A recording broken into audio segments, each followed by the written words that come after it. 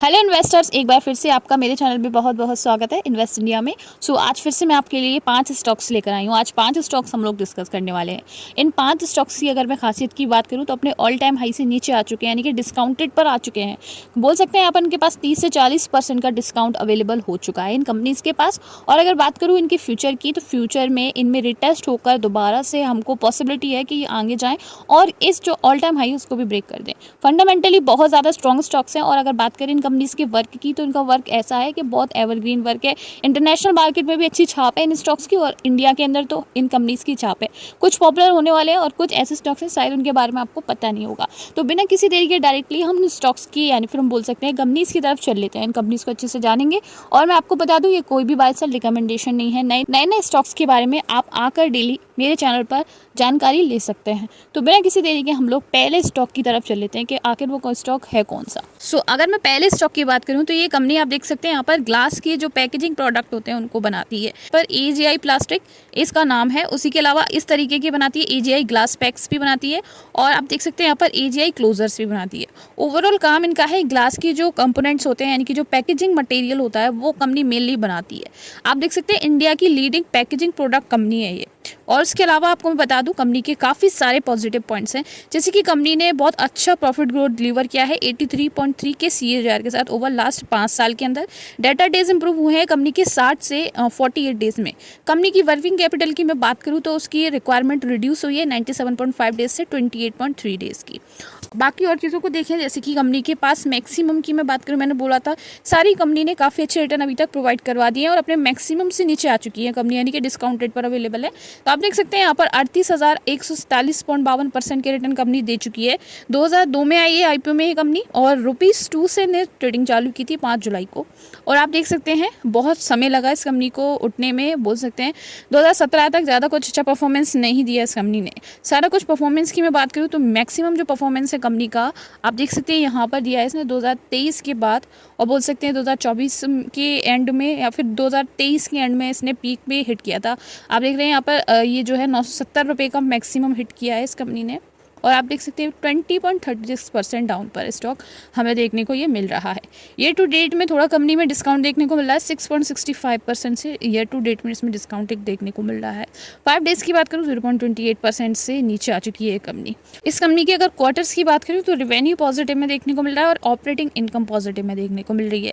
आप देख सकते हैं यहाँ पर 1.41% रेवेन्यू इंक्रीज़ हुआ है, और बाकी ऑपरेटिंग इनकम भी 1.43% इंक्रीज़ हुई है।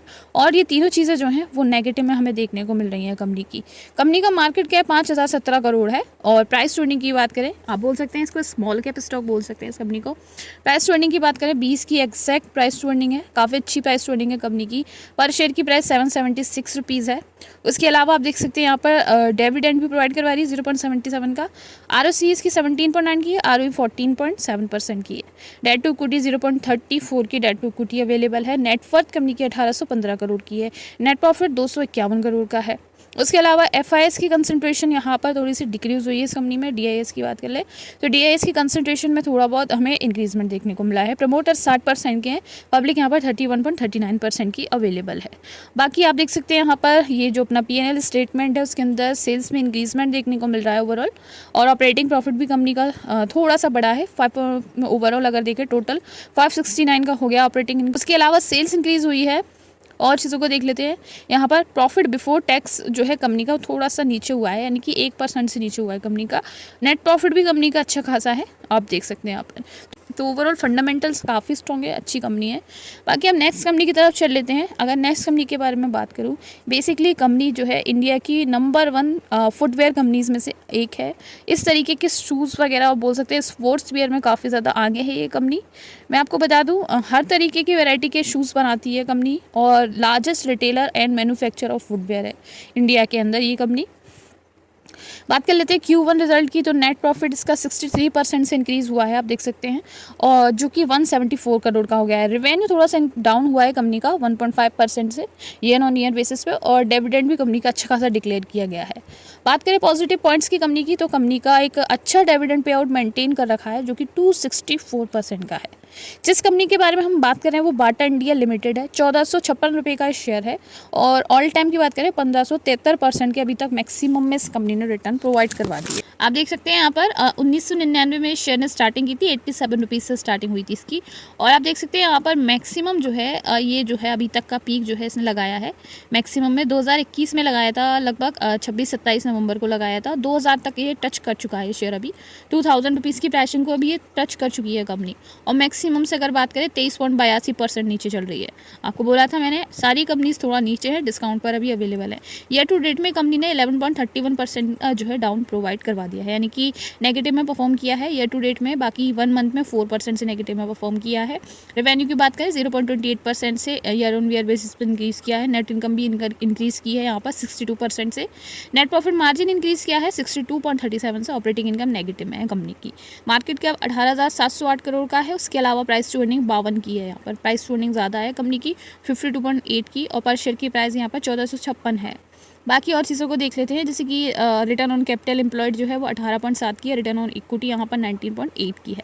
कंपनी की डेट है 0.89 की। उसके अलावा कंपनी की नेटवर्थ 1527 करोड़ की है। नेट प्रॉफिट 330 करोड़ का अवेलेबल है। चलिए अब देख लेते हैं कंपनीज के जो पीयर्स हैं उसमें कंपनी कौन से नंबर पर आती है। तो फर्स्ट पर है हमारी मेट्रो ब्रांड जो कि 1300 की है और उसकी PE 88 की है। उसके अलावा रिलैक्सो फुटवेयर की बात करें तो रिलैक्सो की प्राइस है 832.35 और उसकी प्राइस टर्निंग काफ़ी हाई है। आप देख सकते हैं 109.77 की है। बाटा इंडिया जिसकी हम अभी बात कर रहे हैं सबसे प्राइसिंग हाई है इस कंपनी की और 52 की इसकी PE है। बाकी कैंपस जो है 4th पे आता है। मयूर अब बात करें फॉजल इंस्टीट्यूशन की, तो फॉजल इंस्टीट्यूशन ने थोड़ा डिस्ट्रिक्ट डिक्रीज़ किया है कंपनी के अंदर। डोमेस्टिक ने भी डिक्रीज़ किया है। प्रमोटर्स 50% के हैं और पब्लिक यहाँ पर 14.70% की अवेलेबल है।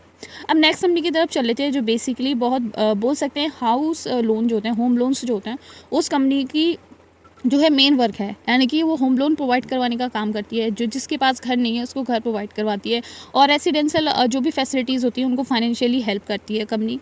आप देख सकते हैं जो कंपनी है उसने 3 लाख प्रूडेंट होम ओनर्स अभी तक दे दिए हैं इस कंपनी ने, who have been enjoying the company of financial assistance, यानी कि इस कंपनी के 30 लाख से ज़्यादा जो है होम ओनर्स हो चुके हैं अभी तक। उसके अलावा आप देख सकते हैं जिसके बारे में हम बात कर रहे हैं उस कंपनी का नाम है LIC हाउसिंग फाइनेंस। आप देख सकते हैं यहाँ पर LICHFL इस कंपनी का नाम है। Is one of the largest housing finance company है इन इंडिया के अंदर, with the key objective of providing long term finance to individual for purchases और construction of house flat for residential purpose in India. Basically ये money provide करवाती है, चाहे वो flat लेना हो या फिर अपना होम खुद का कंस्ट्रक्ट करना हो उसके लिए। उसके अलावा आप देख सकते हैं इनका यही मेन काम है, सबको घर प्रोवाइड करवाना, फाइनेंशियली असिस्टेंट देना। और आप देख सकते हैं यहाँ पर कंपनी जो है मैक्सिमम अभी तक 8,087.66% रिटर्न दे चुकी है और 636 का स्टॉक था। फर्स्ट स्टॉक की मैं बात करूँ अभी, और अगर स्टार्टिंग की बात करें 1999 में स्टार्टिंग हुई थी, 7 पीसेस की स्टार्टिंग हुई थी। उसके अलावा पीक जो है इसने 779 का लिया है और अपने पीक से थोड़ा बहुत ही नीचे चल रही है, यानी कि पीक इसका है 753 का जो कि 30 जून को लिया था। और आप देख सकते हैं मैक्सिमम से 14% डाउन पर अभी हमें देखने को मिल रही है। अब चल लेते हैं यहाँ पर 6 मंथ के रिटर्न की कंपनी के, तो 6 मंथ में 2.04% के रिटर्न प्रोवाइड करवा चुकी है। ईयर टू डेट में 13.12% के रिटर्न प्रोवाइड करवा चुकी है। बाकी आप चीज़ों को देख लें, जैसे कि एक दिन में 0.48% नेगेटिव में ये ट्रैवल करती हुई देखने को मिल रही है। मार्केट कैप यहाँ पर 35,083 करोड़ का है। प्राइस टू अर्निंग 7 की है यहाँ पर, क्योंकि फाइनेंसिंग कंपनी है और लोन्स वगैरह प्रोवाइड करवाती है तो इसके पास थोड़ी डेट भी ज़्यादा है। आप देख सकते हैं यहाँ पर कंपनी के पास जो डेट है वो अभी हम थोड़ा सा दिखाएंगे आपको। उससे पहले रिटर्न ऑन कैपिटल एम्प्लॉयड की है 8.79% की और ROE यहाँ पर 16.2% की है। डेट देख सकते हैं आप यहाँ पर 8 करोड़ की डेट अवेलेबल है, 8.03 करोड़ की डेट अवेलेबल है। और उसके अलावा और चीज़ों को देख लेते हैं, जैसे कि नेटवर्थ कंपनी की 31,477 करोड़ की है। नेट प्रॉफिट 4,739 करोड़ का अवेलेबल है। FIS ने यहाँ पर अपना स्टेक बढ़ाया है, पॉजिटिव पॉइंट, और DIS ने भी अपना स्टेक थोड़ा डिक्रीज़ किया है और प्रमोटर्स ने भी यहाँ पर 45 का स्टेक है उनका और पब्लिक 10% की अवेलेबल है। अब हम बात कर रहे हैं नेक्स्ट कंपनी की जो कि सब्सिडरी है, यानी कि टाटा मोटर्स कंपनी की सब्सिडरी है और 74% का जो स्टेक है वो टाटा मोटर्स का है इस कंपनी। उससे पहले थोड़े से पॉजिटिव पॉइंट देख लेते हैं। डेट फ्री कंपनी है और अच्छा डिविडेंड पे आउट मेंटेन कर रखा है 46.6% का। Company basically automotive, air space और डिफेंस की जो है उन पे काम करती है, सॉफ्टवेयर्स वगैरह पे। IT की कंपनी हम बोल सकते हैं यहाँ पर, और इसका बिजनेस भी इसी 3 चीज़ों पर डिपेंड करता है, एयर स्पेस, ऑटोमोटिव और इंडस्ट्रियल हैवी मशीनरीज वगैरह को डाटा वगैरह और ये सारी चीज़ें प्रोवाइड करवाती है। टाटा टेक्नोलॉजीज़ इस कंपनी का नाम है। आप देख सकते हैं यहाँ पर, और एक शेयर की प्राइस 989 की है और अभी डाउन पर चल रहा है ऑल टाइम में, क्योंकि नई कंपनी है ये। 1 दिसंबर 2023 को ये अभी आईपीओ में आई है। नया आईपीओ है टाटा का ये आईपीओ बहुत सालों बाद आया है। लास्ट आया था टाटा एलेक्साई का, उसके बाद अब आया है। 1220 रुपये पे इसने स्टार्टिंग की थी 1 दिसंबर 2023 को, और अभी आप देख सकते हैं शेयर डाउन पर आ चुका है, 18% से नीचे आ चुका है।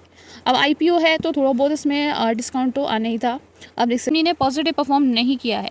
आप देख सकते हैं यहाँ पर मैक्सिमम के अलावा इसने ईयर टू डेट में 16.14% डाउन पर रहा है। पास्ट 5 डेज से कंपनी जो है परफॉर्मेंस अच्छा दे रही है। आप देख सकते हैं 1.87% जो है पॉजिटिव में आती हुई देखने को मिली है। अब जैसे कि 1 मंथ की मैं बात करूँ तो 1 मंथ में 2.21% से नीचे आ चुका है स्टॉक, यानी कि यहाँ पे नेगेटिविटी आप देख सकते हैं इस स्टॉक के अंदर। कंपनी के पास क्वार्टर्स आए हैं, क्वार्टर्स में रेवेन्यू जो है वो पॉजिटिव रहा है 0.91% से। बाकी सारी चीज़ें यहाँ पर आप नेगेटिव में देख सकते हैं। उसके अलावा आप देखेंगे मार्केट कैप 40,109 करोड़ का है, काफ़ी अच्छा मार्केट कैप है कंपनी का। प्राइस ट्रेडिंग 61.7 की, प्राइस ट्रेडिंग थोड़ी ज़्यादा है। बाकी और चीज़ों को देखें, जैसे कि डिविडेंड की बात करें 0.85% का है। कंपनी की रिटर्न ऑन कैपिटल एम्प्लॉयड जो है 28.3% की, और रिटर्न ऑन इक्विटी 21.9 की कंपनी की अवेलेबल है। डेट टू इक्विटी कंपनी की 0.08 है। उसके अलावा नेट वर्थ 3,221 करोड़ की है। नेट प्रॉफिट 650 करोड़ का अवेलेबल है। एफआईएस की बात करें, एफआईएस ने थोड़ा सा स्टेक बढ़ाया है। डीआईएस की बात करें 1.78%, यहाँ पर डीआईएस ने अपना स्टेक इंक्रीज किया है। अब लास्ट कंपनी की तरफ चल लेते हैं, जो कि स्टेनलेस स्टील की एक लार्जेस्ट मैन्युफैक्चरर है कंपनी। आप देख सकते हैं यहाँ पर काफ़ी बड़े पैमाने पर इनकी जो स्टेनलेस स्टील है वो बहुत पॉपुलर भी है, और काफ़ी ज़्यादा इसके अंदर प्रोडक्शन क्वालिटी आप देख सकते हैं। जिस कंपनी के बारे में हम बात करें उसका नाम है JSL जिंदल स्टेनलेस लिमिटेड, जो कि स्टेनलेस स्टील मेकर है, जिसका हेडक्वार्टर दिल्ली के अंदर है।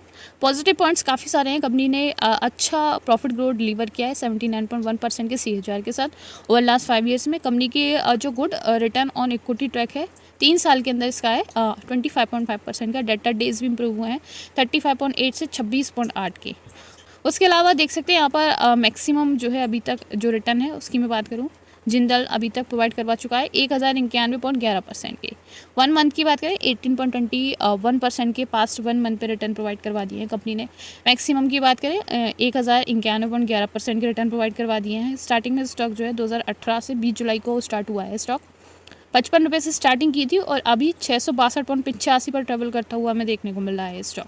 मैक्सिमम ये स्टॉक गया है 822 रुपये तक। मैक्सिमम में उससे आप देख सकते हैं 19.41% डाउन पर हमें देखने को मिल रहा है स्टॉक।